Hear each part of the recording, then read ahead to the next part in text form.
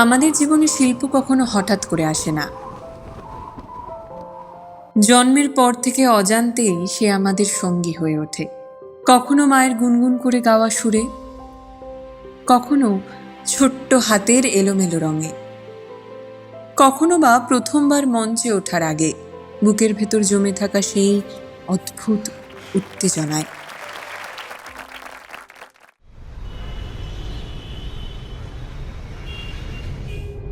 মানুষ কেন গান গায়, কেনই বা ছবি আঁকে, কিসের টানে মানুষ নাচে? যদি শুধু বেঁচে থাকাই একমাত্র উদ্দেশ্য হতো, তাহলে মানুষের মনে এই শিল্পের জন্মই বা কেন হলো? হয়তো এর উত্তর যুক্তিতে নেই, আছে এক অদৃশ্য টানে।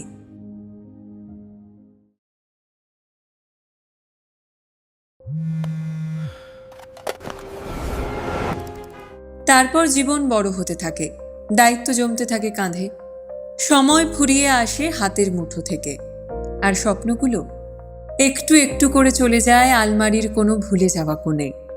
অনেকে ভাবে শিল্প বুঝি ফুরিয়ে গেছে, কিন্তু শিল্প কখনো ফুরোয় না।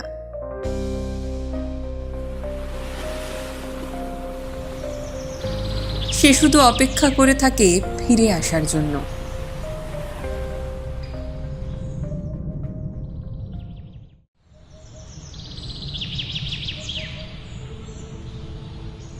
কিন্তু একটা প্রশ্ন থেকেই যায়, যদি শিল্প মানুষের জীবনের এতটাই স্বাভাবিক অংশ হয়, তাহলে তাকে আজীবন বাঁচিয়ে রাখবে কে?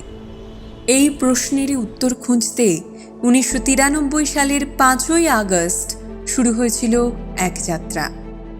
শুরু হয়েছিল এমন একটি উদ্যোগ যা শিল্পকে শুধু বাঁচিয়ে রাখবে না, শিল্পকে মানুষের ঘরের অন্দরে তার প্রাপ্য সম্মান দেবে।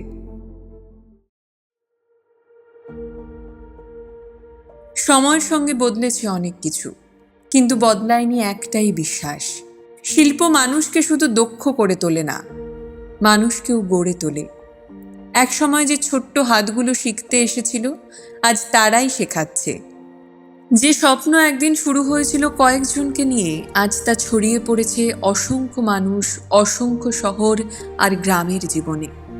34 বছর ক্যালেন্ডারের হিসেবে হয়তো কেবলই একটা সংখ্যা, কিন্তু যদি এই বছরগুলোতে হাজার হাজার শিশু প্রথমবার মঞ্চে ওঠার সাহস পেয়ে থাকে, যদি কোনো শিক্ষক নতুন একটা প্রজন্মকে দিশা দেখিয়ে থাকেন, যদি কোনো পরিবার নিজের হারিয়ে যাওয়া শিল্পকে আবার নিজের ঘরে ফিরিয়ে আনে, তাহলে এই 34 বছর শুধু সময় নয়, এটা একটা লিভিং লিগ্যাসি।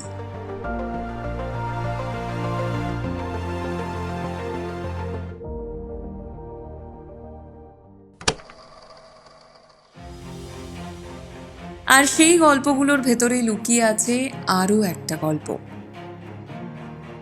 যে গল্পটা কখনো মঞ্চে বলা হয়নি।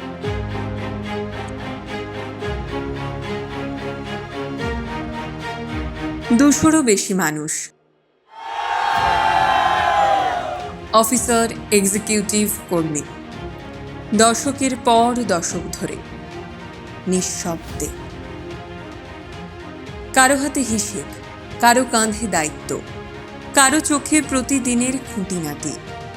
কেউ সামলেছেন সংস্থা, কেউ সামলেছেন শিল্পী, কেউ সামলেছেন সময়ের সঙ্গে দৌড়। কেউ নিজের শিল্পী হিসেবে কখনো মঞ্চে ওঠেননি, কিন্তু প্রতিটা শিল্পী যখন মঞ্চে উঠেছেন, তার প্রতিটি পদক্ষেপের পেছনে ছিল তাঁদেরই নিরলস উপস্থিতি, দশকের পর দশক ধরে। এই মেরুদণ্ড ছাড়া সুরভারতীর এই যাত্রা কখনোই সম্ভব হতো না। একটি প্রতিষ্ঠান কত বছর বেঁচে থাকে তা তার প্রতিষ্ঠা দিবস বলে না, বলে সে কত মানুষের জীবনের গল্পে বেঁচে থাকে।